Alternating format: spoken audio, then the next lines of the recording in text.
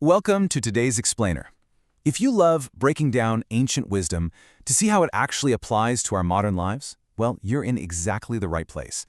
Today, we're unpacking a really fascinating analysis of the biblical text of Isaiah 58. We're going to explore its philosophical framework for navigating personal brokenness and look at exactly how it structures this journey, going from absolute despair all the way to enduring hope. Right out of the gate, the source text hooks us by asking a deeply profound, totally universal question. Have you ever looked at something in your life that's just deeply broken and thought, can this ever be repaired? We are talking about shattered relationships, failing health, ruined finances, or maybe even collapsed dreams. These are those moments when life just leaves us standing in what the text calls the ruins. It's that feeling of absolute devastation where you're wondering if it's even possible to rebuild, let alone smile again. And the absolute genius of this framework is that it doesn't shy away from that harsh reality. It starts right there, literally in the rubble. So that brings us to part 1, the reality of ruins. Now, the source proposes something completely counterintuitive here. Normally, we just want our external problems fixed immediately, right? But this framework actually argues that divine restoration is fundamentally about changing who you are inside the struggle long before your circumstances ever change. Just notice the specific imagery used in verse 11. He will satisfy your needs in a sun-scorched land.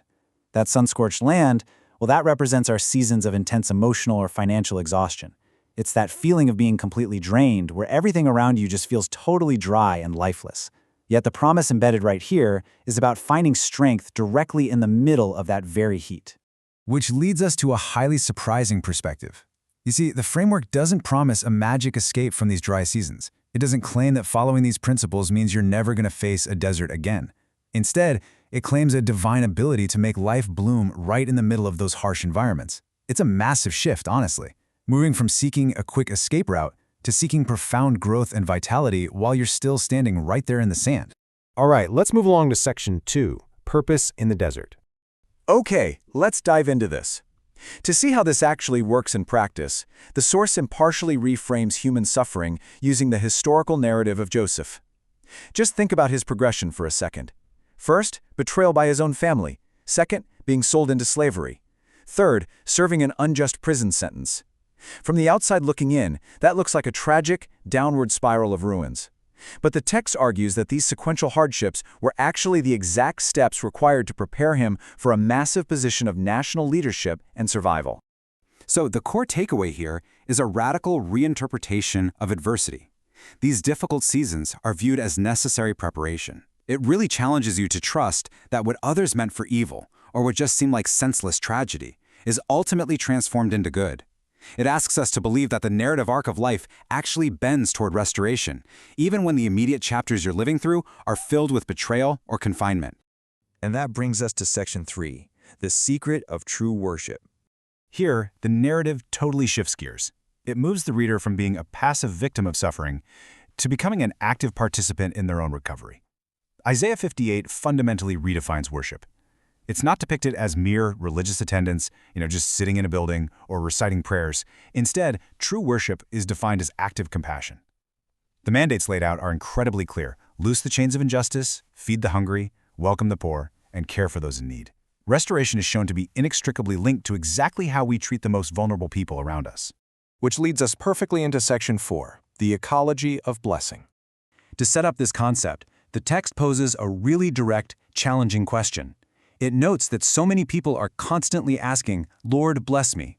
But the counter-question presented back to them is, "Can I trust you to bless others?" It challenges readers to completely shift their focus away from asking for blessings, and instead become a distributor of them. The whole implication is that divine restoration actually requires a trustworthy conduit. And this brilliantly illustrates the concept using geography. Take the Sea of Galilee, for example. It receives water, but crucially, it flows outwards, and that results in a vibrant, living ecosystem. Now contrast that with the Dead Sea. The Dead Sea only receives water. It keeps everything entirely to itself with absolutely no outlet. And because of that stagnation, the water is nearly 10 times saltier than the ocean. Literally, nothing can live there. So the crucial point here is this powerful distinction between being a channel and being a collector. A fulfilling life was never meant to be about collecting blessings, hoarding resources, comfort or favors like the Dead Sea does with water. Rather, the philosophy is that we are meant to become a channel. When we allow blessings to flow through us to reach other people, just like the Sea of Galilee, we inherently become full of life ourselves. By focusing on healing others' ruins, we kind of inadvertently water our own garden. And finally, we arrive at Section 5, the promise of rebuilding. Having established this active requirement of compassion, we move to the ultimate comforts and the concrete promises delivered to those who actually choose to become that channel. The source emphasizes the absolute nature of this promise. The Lord will guide you always, not sometimes, always. And this is absolutely vital amidst the real day-to-day uncertainties of life. When you don't know which job to take, when you are deeply concerned about your kids, when a doctor's report frightens you, or when tomorrow just seems totally overwhelming, the text offers the comfort of an unyielding, constant guidance. You see, this framework isn't just about fixing a bad week.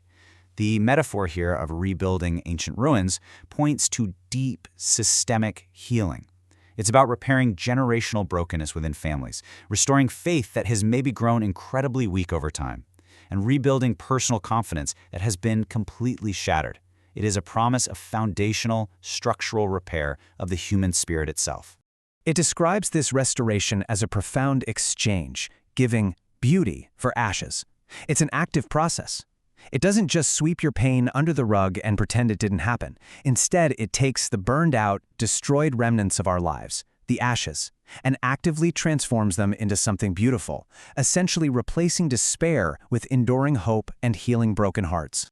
As we near the end of our analysis, we find this really powerful concluding encouragement. A person's greatest breakthrough and their most powerful testimony almost always begin exactly where things seem impossible. The very trial that looks like it's going to break you is positioned by this text as the raw material for your greatest victory. It's a massive call to not give up just because you see ruins today, because this framework insists that tomorrow holds restoration. We're going to wrap up today's explainer with a provocative question derived directly from this ancient text. Are you trying to collect blessings, or are you ready to become one? It really challenges us to reflect. Are we acting like the Dead Sea, hoarding whatever good we can find just to survive our own ruins? Or are we willing to step up and become a channel of compassion, trusting that by watering the dry lands of others, our own deserts will finally begin to bloom? Think on that for a bit, and we'll see you in the next explainer.